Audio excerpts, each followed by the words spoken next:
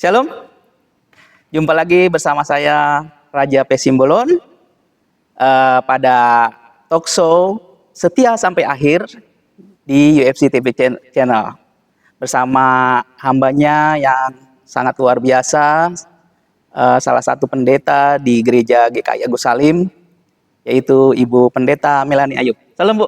Shalom. Waduh. Gimana, sehat? Iya, sehat. Sibuk sekali ya, Bu ya. Iya, begitulah. Udah lama juga kita mau bincang-bincang seperti siang ini karena Ibu agak sibuk ya, Bu ya. Ada banyak kegiatan. Banyak ya kegiatannya ya, Bu ya. Perlawatan jemaat juga ya. Betul, pelawatan, pembinaan. Iya, tapi kelihatan Ibu sehat-sehat aja nih ya. Iya, puji Tuhan. Yang pasti bersama dengan Tuhan selalu sehat, Bu ya. Betul. Iya. Senang senantiasa. Iya, kami atas nama UFC terima kasih untuk kesediaan Ibu ya untuk sharing kita pada saat ini. Sama-sama. Ya, ya UFC Family, pada saat ini tema kita, tema sharing kita bersama Ibu Pendeta Melani adalah tentang satu tubuh Kristus. Wah, ini kalau bicara satu tubuh Kristus ini dahsyat ya, luar biasa. Nah, sebelumnya seperti biasa, sebelum kita berbincang dengan hambanya narasumber pada kesempatan siang ini, ada dua ayat firman dari tim kru video channel talkshow UFC yang terambil dari 1 Korintus 2 ayat 12 yang berkata, karena sama seperti tubuh itu satu dan anggota-anggotanya banyak, dan segala anggota itu sekalipun banyak merupakan satu tubuh, demikian pula Kristus. Nah, sekarang yang ayat berikutnya itu, ayat kedua itu di 1 Korintus 3 ayat 4 sampai 9. Nah, yang berkata, karena jika yang seorang berkata aku dari golongan Paulus dan yang lain berkata aku dari golongan Apolos, bukankah hal itu menunjukkan bahwa kamu manusia duniawi yang bukan rohani? Ini agak panjang ya, nanti para UFC Family mungkin dibaca aja Ibu ya. Betul. Iya. Sekarang Bu Melani sudah berapa lama ya Bu jadi pendeta di GKI Agus Salim ya nih ya Bu ya? Iya. Di GKI Agus Salim saya melayani mulai tahun 2000. Sampai sekarang mungkin sekitar 24 tahun. Lama ya Bu ya? Luar biasa ya? Iya. Tetap setia Bu ya? Selalu ya mengalami persekutuan yang indah, itu sebabnya tetap berada di tengah jemaat Tuhan di tempat ini. Oh iya, tentu yang dengan jemaat yang mungkin banyak macam-macam Bu ya karakternya. Betul, 1001 jenis. 1001 Ibu ya. Iya Bu, sebelumnya mungkin Ibu bisa jelaskan tentang GKI ya secara umum. Itu siapa sih pendiri GKI Bu? Lalu ajaran apa dan alirannya apa sih Bu GKI itu? Iya. Ya, bicara soal GKI, Gereja Kristen Indonesia, sebetulnya dari sejarahnya dimulai dari jemaat di wilayah Jawa Barat, Jawa Tengah, dan Jawa Timur. Karena itu awalnya tidak disebut Gereja Kristen Indonesia, tapi Gereja Kristen Indonesia Sinode Wilayah Jawa Barat, Jawa Tengah, dan Jawa Timur. Masing-masing punya sejarahnya sendiri-sendiri. Jadi kalau kita lihat yang lebih awal itu Jawa Timur, yang mulai berdiri tahun 1934. Lama ya. Lalu Jawa Barat 1940. Nah, dan kemudian Jawa Tengah 1945. Ya. Jadi udah panjang sejarahnya ya. Tentunya saya bisa bicara banyak tentang Jawa Barat, karena GKI Agus Salim termasuk dulunya Sinode Wilayah Jawa Barat. Yang tertua, gereja tertua di Jawa Barat Anda bisa melihat di GKI Indramayu. Usianya udah 130 tahun. Bahkan gerejanya tidak boleh dipugar karena sudah menjadi bagian dari cagar budaya yang harus dilestarikan. Jadi GKI pendirinya siapa nih? Ya, itu sesuatu yang menarik. Jadi GKI itu tentunya dimulai dari orang-orang yang dipilih oleh Tuhan, yang membuka dirinya untuk dipakai oleh Tuhan. Ya, kita tidak bisa mengatakan hanya 1 atau 2 orang. Tapi untuk Jawa Barat ada seorang yang namanya Ang Bung Sui. Ang Bunsu itu seorang pedagang kelontong. Pedagang kelontong yang sebelumnya bukan Kristen. Tapi oleh karena sending Belanda yang mempengaruhi pekabaran Injil di GKI yang memang berada di wilayah Jawa Barat, seorang pedagang kelontong sederhana ini tertarik untuk membaca Alkitab. Dan kemudian ketika dia membaca Alkitab, ya roh Tuhan bekerja, dia kemudian tertarik dan kemudian dia bertobat. Dia memberi dirinya untuk dibaptis dan kemudian dia membuka rumahnya untuk pedagang-pedagang lain, ngobrol, bercakap-cakap tentang firman Tuhan, dan kemudian adalah kelompok beberapa keluarga yang berkumpul. Jadi baik di Jawa Barat, Jawa Tengah maupun Jawa Timur, semua dimulai dengan seperti itu. Orang-orang yang membuka dirinya dipakai oleh Tuhan, mengumpulkan persekutuan keluarga-keluarga, dan kemudian mereka bertumbuh. Ya. Nah, kemudian GKI secara khusus 26 Agustus 1988 memiliki komitmen untuk bersatu. Jadi bukan lagi Jawa Barat, Jawa Tengah, Jawa Timur, tapi kita menjadi Gereja Kristen Indonesia. Ya, yang dipersatukan dari wilayah Jawa Barat sampai dengan Jawa Timur. Yang saat ini sudah kurang lebih ada 230-an jemaat. Ya, itu yang menyatukan kita karena komitmen bersama kita untuk boleh menghadirkan kasih Kristus dimanapun kita berada. Nah, kalau ditanya bagaimana dengan ajaran GKI, ya, itu sesuatu yang tentu harus kita kenal. Ya, ketika kita bicara tentang gereja, maka kita bicara tentang identitas gereja itu. Dan ajaran GKI tentunya kalau kita membaca ada di tata gereja. GKI mempunyai tata gereja dan tata laksana GKI.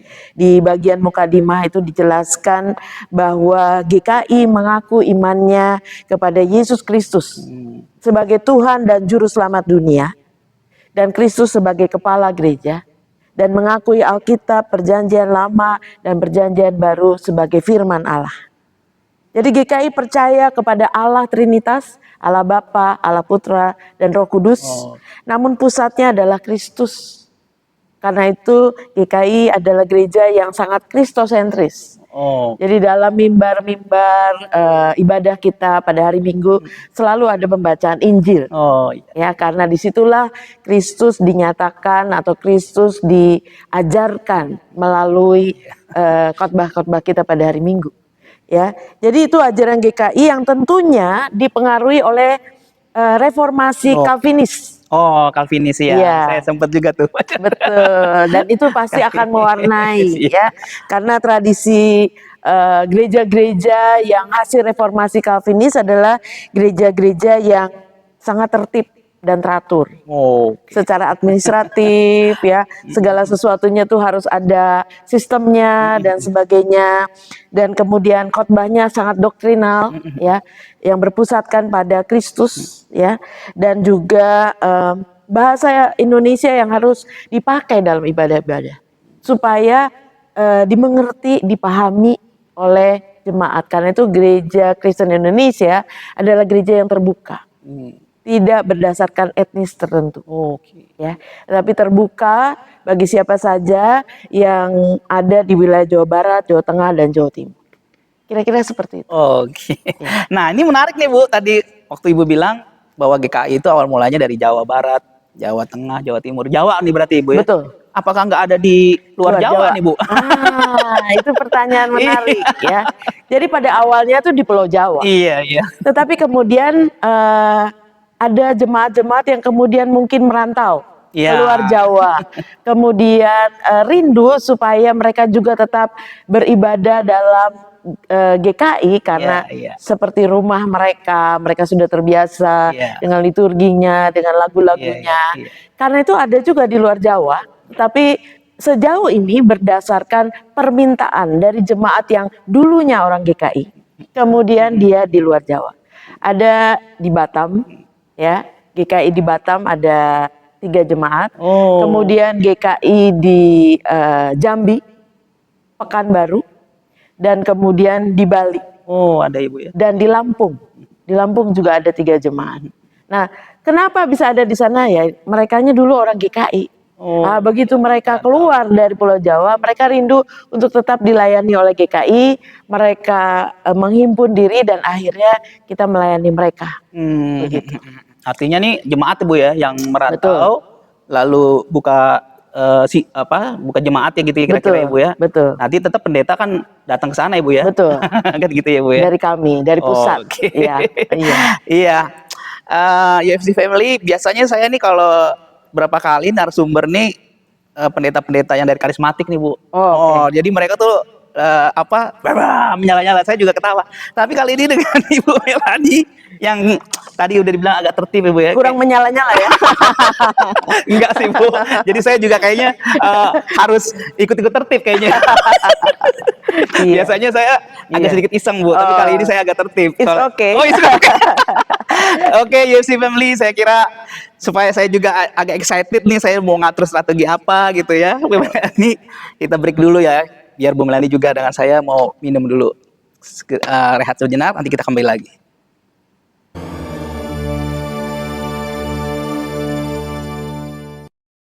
Yes, UFC Family, kembali lagi bersama saya dengan hambanya yang luar biasa ya, Ibu Melani. Nah, sekarang Bu, tadi saya sempat harus atur ini Bu ya.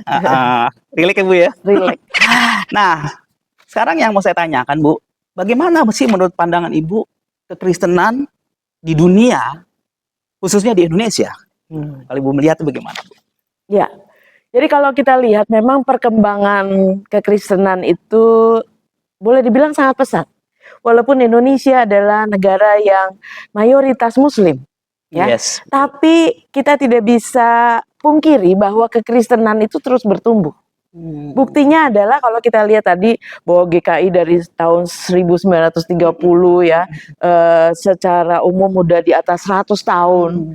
Tetapi perkembangan kehidupan gereja di Indonesia tentunya dipengaruhi oleh perkembangan kekristenan di Amerika, di negara-negara lain yang kemudian berdampak juga dalam kehidupan jemaat-jemaat di Indonesia, dalam gaya, dalam style ya, dalam segala macam bentuk-bentuk ibadah dan penekanan-penekanan dalam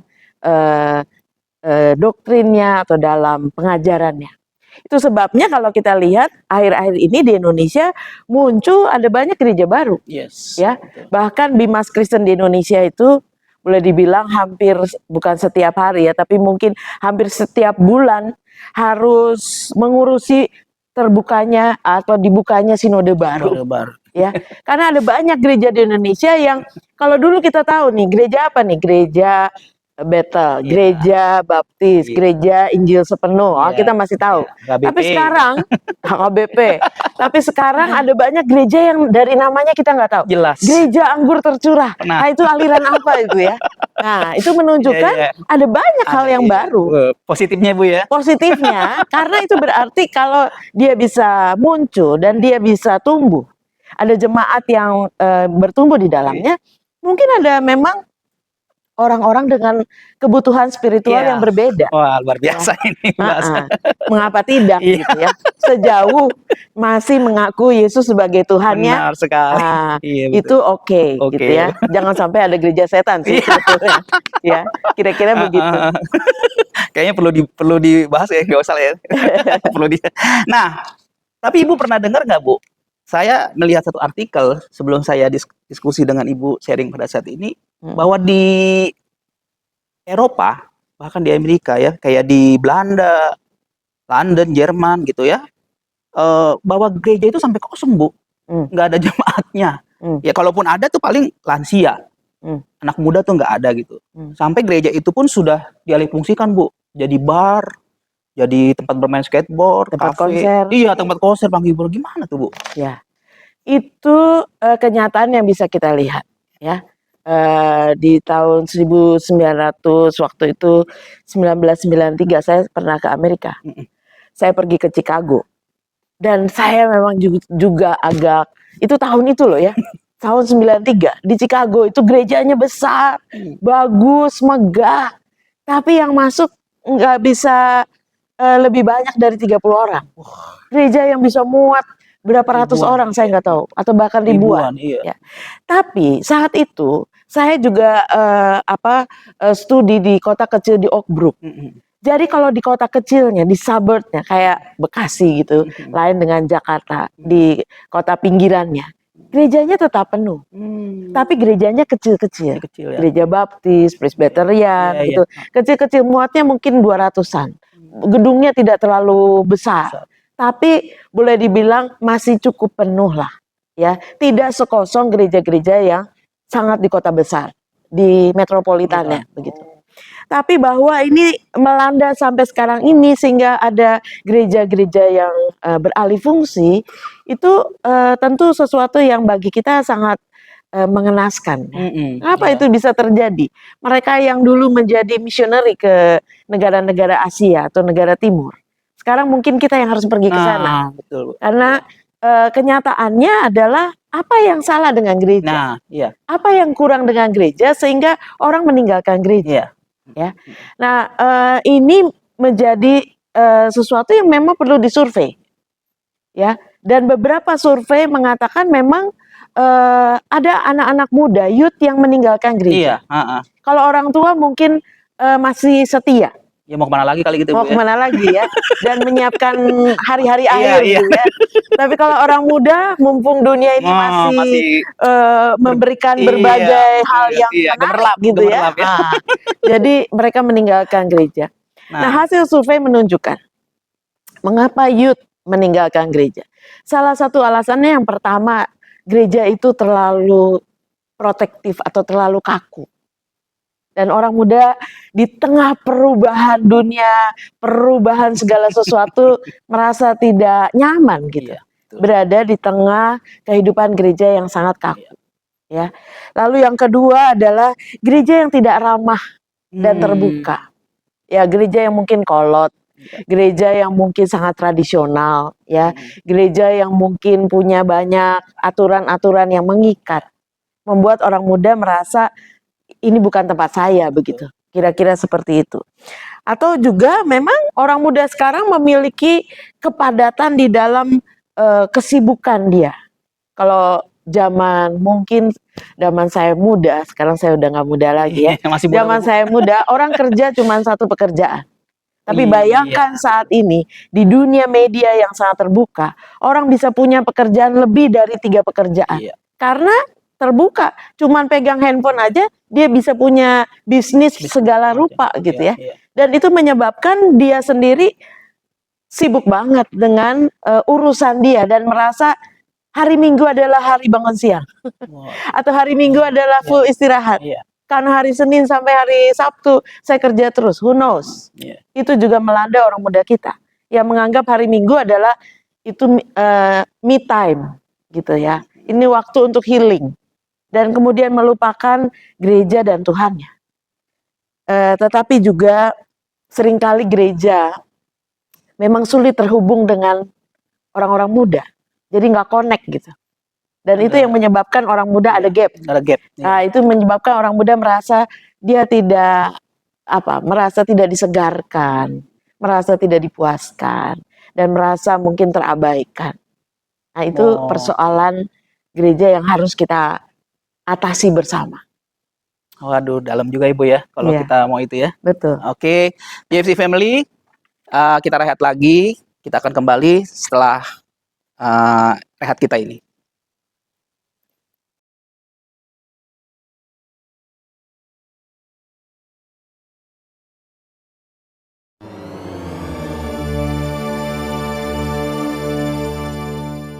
Shalom, YFC Family, kembali lagi bersama saya dengan Ibu Pendeta Melani.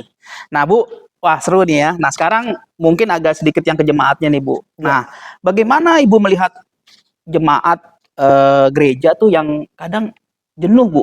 Mungkin saya tambahkan tadi ya, kalau dia mungkin satu jemaat atau manusia lah ya, banyak pekerjaan, akhirnya dia juga kalau krisis rohani gitu ya Bu ya, dia juga merasa seperti ini hasil usahaku kok, bukan karena Tuhan gitu. Nah, apalagi kalau misalnya ada problem-problem tertentu, satu jemaat itu mungkin di keluarga atau di ini, sampai dia udah nggak percaya lagi.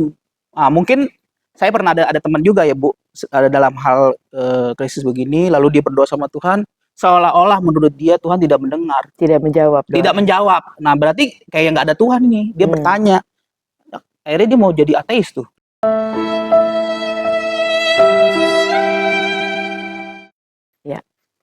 Ya, tentunya dalam kehidupan spiritualitas tiap orang berbeda ya. Ada yang kalau kayak tanaman tuh ada yang disiram tiap hari. Ada yang diberi pupuk supaya dia tumbuh. Ya, sebab kalau tidak disiram tiap hari dia bisa mati. Ya. Dia bisa kering dan mati. Ya. Karena itu dalam Yohanes 15 Yesus mengatakan kamu harus tinggal di dalam aku dan aku di dalam kamu. Sebab di luar aku kamu tidak bisa berbuat apa-apa. Iya.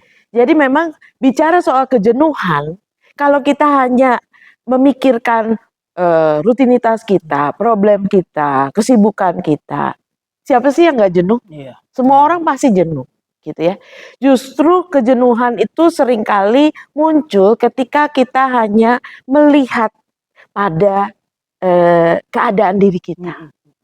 Kejenuhan justru akan berkurang ketika kita melihat keluar. Kita melihat hal yang di luar diri kita yaitu Tuhan. Yes. Nah, kenapa orang jenuh dalam bergereja? Mungkin karena dia melihat gereja juga kebaktiannya gitu-gitu aja. Khotbahnya juga ya kurang lebih ya begitu-begitu saja, gitu ya. datar-datar aja. Mungkin tidak mengena dengan kebutuhan dia dan sebagainya. Tapi yang kedua, kejenuhan juga bisa terjadi ketika dia melihat persoalan di dunia ini. Ketika orang fasik berjaya tapi orang benar menderita. Betul banget gitu ya. Dan itu kan terjadi. Orang yang gak benar kok malah sukses. Orang yang benar malah menderita, malah susah hidupnya. Dan itu membuat dia, Tuhan nih gimana sih? Kok keadilan nih muncul terbalik? Dan kalau kita membaca Habakuk, itu terjadi di Habakuk. Dan itu perkataan Habakuk kepada Tuhan. Tetapi sekali lagi, saya meyakini bahwa Tuhan terus bekerja. Cuman memang kejenuhan itu terjadi ketika kita mulai menjauh, dan lama-kelamaan kita kehilangan arah kita dan juga kehilangan hubungan kita dengan Tuhan. Dan itu yang mungkin bisa membuat kita menjadi, saya tidak butuh Tuhan. Saya hanya bergantung pada kekuatan saya sendiri. Tetapi sekali lagi justru perjalanan hidup iman kita ini memang ada naik dan turun. Tidak selalu mulus. Dan justru kita membutuhkan Tuhan supaya kita bisa melihat bahwa di balik segala sesuatu yang kita hadapi, pada akhirnya Tuhan akan ubahkan semuanya itu menjadi baik dan menjadi indah. Cuman butuh proses dan butuh waktu. Kadang-kadang kita kepengen yang instan, langsung ada, langsung beres, langsung ada solusinya. Dan itu yang seringkali dalam kehidupan kita tidak selalu kita akan dapatkan. Tapi bersama dengan Tuhan, Tuhan pasti akan buka jalan. Itu yang perlu kita pikirkan dalam rangka relasi kita bersama dengan Tuhan. Yes. Nah, jadi kadang-kadang juga Bu, mungkin terjadi juga, nah ini kita bicara lah lebih poinnya suatu tubuh Kristus. Ada perselisihan di antara jemaat juga kan Bu? Betul. Atau pengerja dengan pengerja. Itu juga yang membuat jadi jenuh kan. Betul. Ini orang Kristen aja kayak begitu kan gitu ya. Betul. Nah, itu bisa terjadi.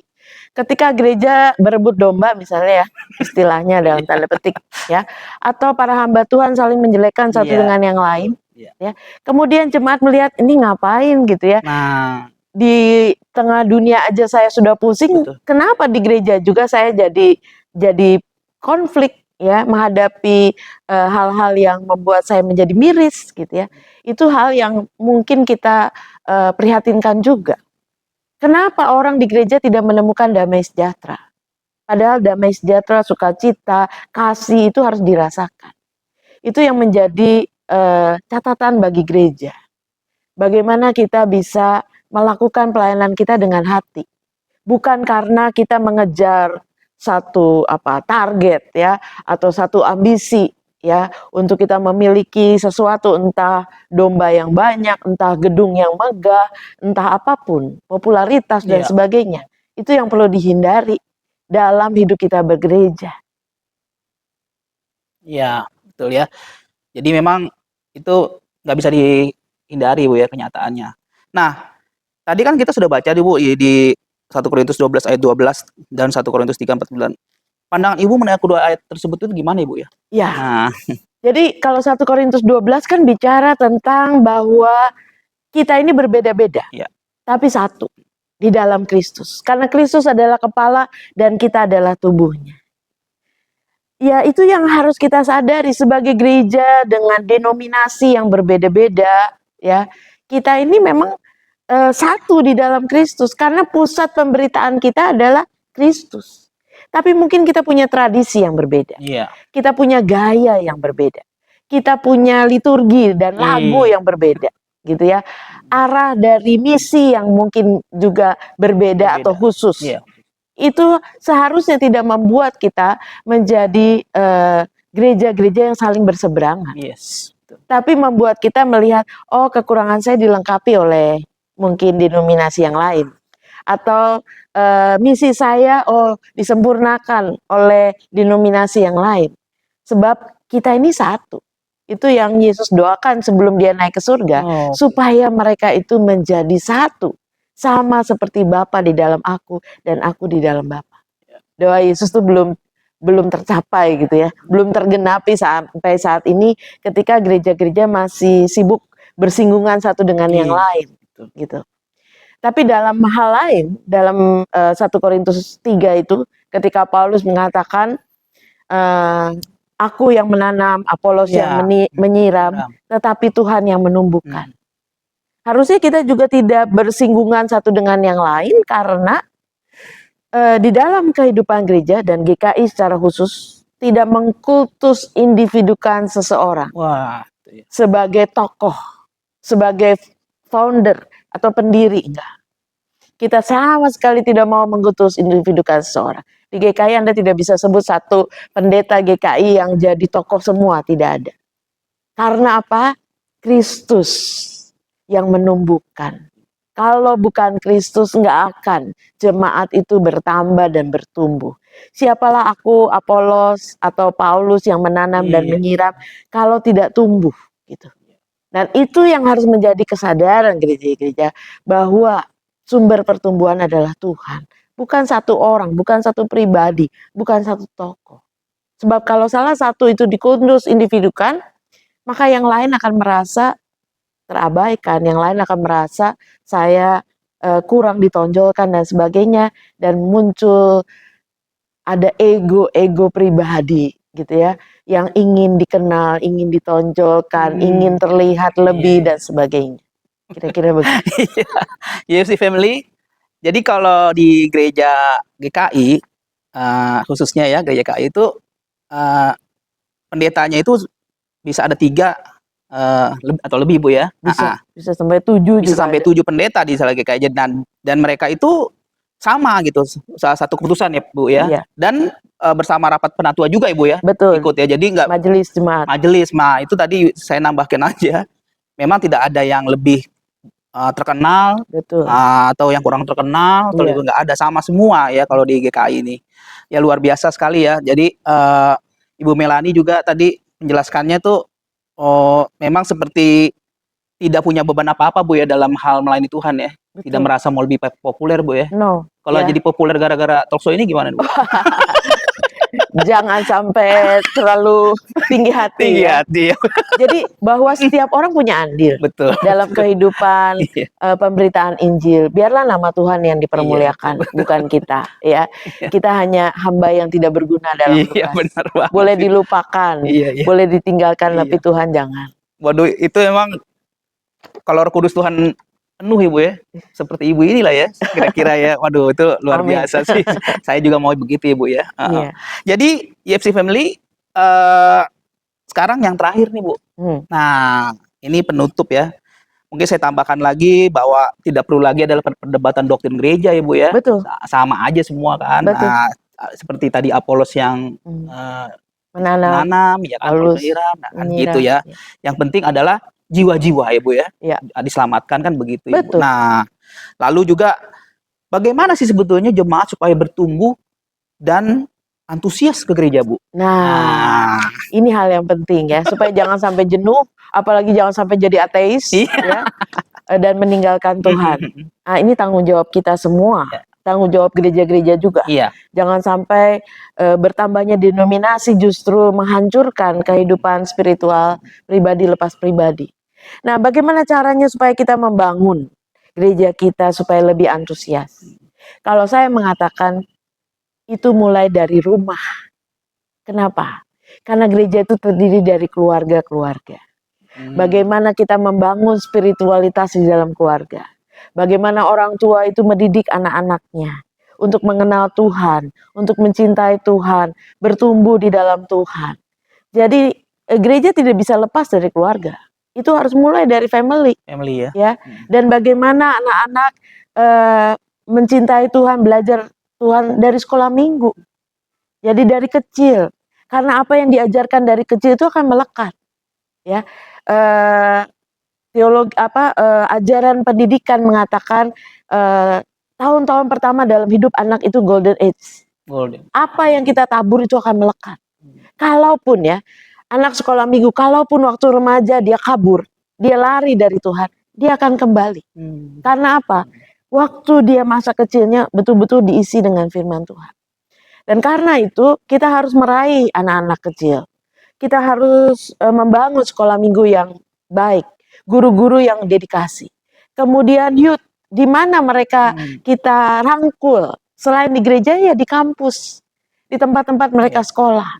Bagaimana kelompok-kelompok, lembaga-lembaga yang punya hati untuk meraih orang muda itu betul-betul mengarahkan orang muda itu bukan hanya bertumbuh secara personal tapi kembali ke gereja. Sebab mereka adalah masa depan, tulang punggung gereja Tuhan. Ya, jadi kita harus bangun dari sekolah minggu, kita harus bangun dari family, dan gereja juga inovatif. Betul. Gereja juga berkreasi, ya, mengembangkan diri, meningkatkan kualitas ibadah, mungkin musiknya, mungkin pelayan-pelayannya, ya, pengkhotbah-pengkhotbahnya dan sebagainya. Harus ada perubahan, harus ada peningkatan kualitas. Harus mengikuti zaman, Bu ya. Betul. Iya. Iya. Oke, Yosi Family, kita rehat dulu ya. Nanti kita akan kembali lagi.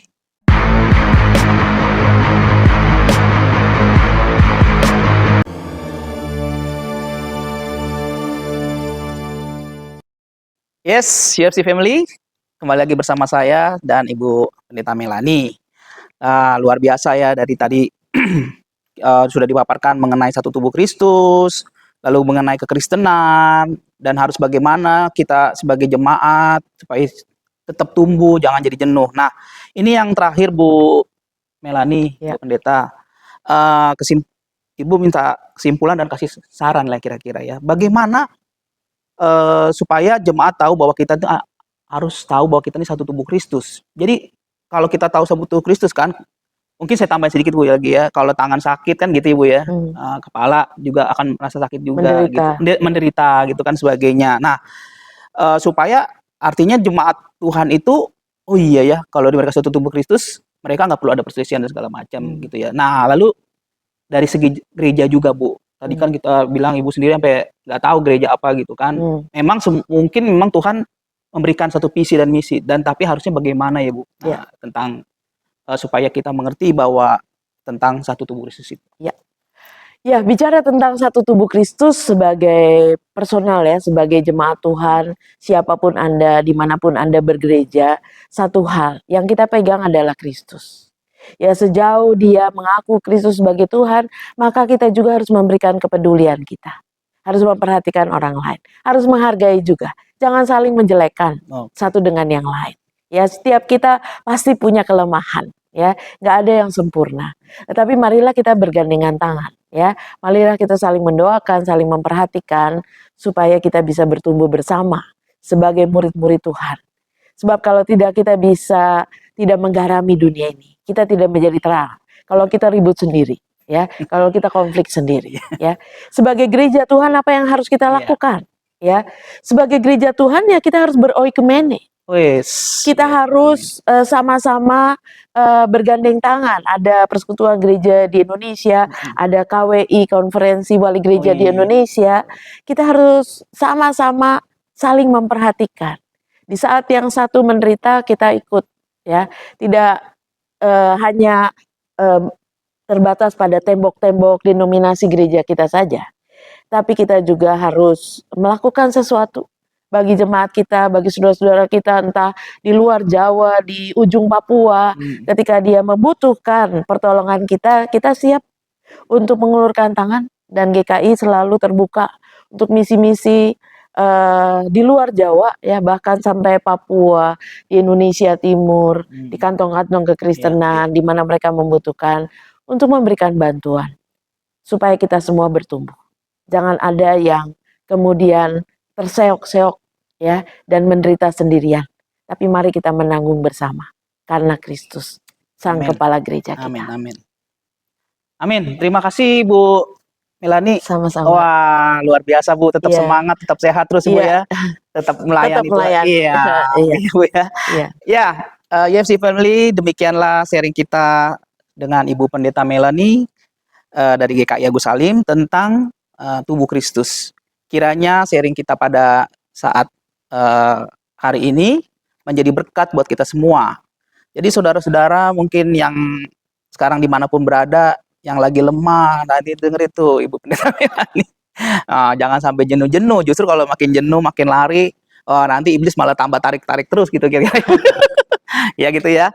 Jadi tetap semangat. Ujian boleh ada, proses boleh ada, tapi kita tetap ada dalam Tuhan. Sampai jumpa di episode berikutnya dengan narasumber, dengan materi yang lebih menarik lagi. Tuhan Yesus memberkati. Shalom. Shalom.